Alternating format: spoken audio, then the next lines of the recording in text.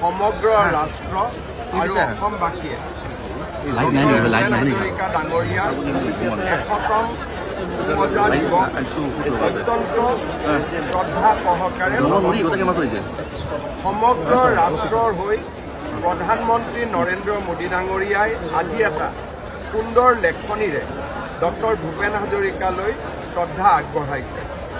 আজিৰ এই মুহূৰ্তত মই প্ৰধানমন্ত্ৰী নৰেন্দ্ৰ মোদী ডাঙৰীয়াক ধন্যবাদ জনাইছোঁ যে ভাৰতৰত্ন ভূপেন হাজৰিকাৰ বিষয়ে আপুনি লিখা সুন্দৰ লেখনিটোৱে আমাৰ হৃদয় স্পৰ্শ কৰিছে আৰু সমগ্ৰ ভাৰতবৰ্ষতে ভূপেন হাজৰিকাৰ বিষয়ে আৰু অধিক ৰাইজক অৱগত হ'বলৈ সহায় কৰিছে। আজি অসম চৰকাৰে ৰাজ্যৰ বিভিন্ন প্ৰান্তত অসমবাসীৰ সৈতে একেলগে ভূপেন হাজৰিকা ডাঙৰীয়াৰ জন্ম শতবাৰ্ষিকী উৎসৱৰ অহা 13 ছেপ্টেম্বৰ তাৰিখে সন্ধিয়া 5 বজাত প্ৰধানমন্ত্ৰী নৰেন্দ্ৰ মোদী ডাঙৰীয়াৰ উপস্থিতিত ৰাজ্য চৰকাৰে ডক্টৰ ভূপেন হাজৰিকালৈ শ্ৰদ্ধা জনোৱাৰ উদ্দেশ্যে খানাপাৰা ভেটেনাৰী ফিল্ডত এখন সভাৰো আয়োজন কৰিছে। সেই সভাতে ভাৰতৰ ৰিজাৰ্ভ বেংক অৱ ইণ্ডিয়াই প্ৰস্তুত কৰা ভূপেন হাজৰিকাৰ প্ৰতিচ্ছবিৰে এটা মুদ্ৰাও প্ৰধানমন্ত্ৰী ডাঙৰীয়াই উন্মোচন কৰিব।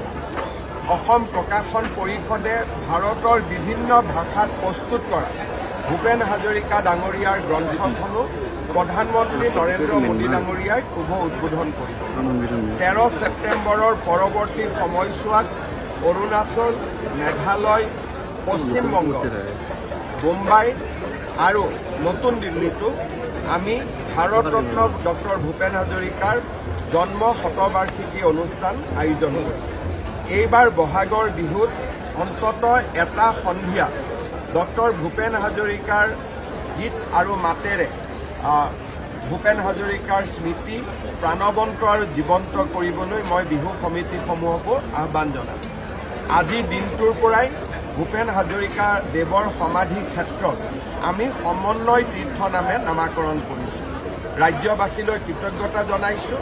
ভূপেন হাজৰিকা ডাঙৰীয়াৰ জন্ম শতবাৰ্ষিকী অসমৰ বিভিন্ন প্ৰান্তত পালন কৰাৰ বাবে পুনৰ এবাৰ ডক্টৰ ভূপেন হাজৰিকালৈ মোৰ শ্ৰদ্ধা আৰু অযুত কৃতজ্ঞতা নিবেদন। সমগ্ৰ ৰাষ্ট্ৰ আৰু অসমবাসীয়ে ভূপেন হাজৰিকা ডাঙৰীয়াৰ 100তম পূজা দিৱস অত্যন্ত শ্ৰদ্ধা সহকাৰে সমগ্ৰ ৰাষ্ট্ৰৰ হৈ প্ৰধানমন্ত্ৰী নৰেন্দ্ৰ মোদী ডাঙৰীয়াই আজি এটা সুন্দৰ লেখনিৰে ডক্টৰ ভূপেন হাজৰিকালৈ শ্ৰদ্ধা আগবঢ়াইছে।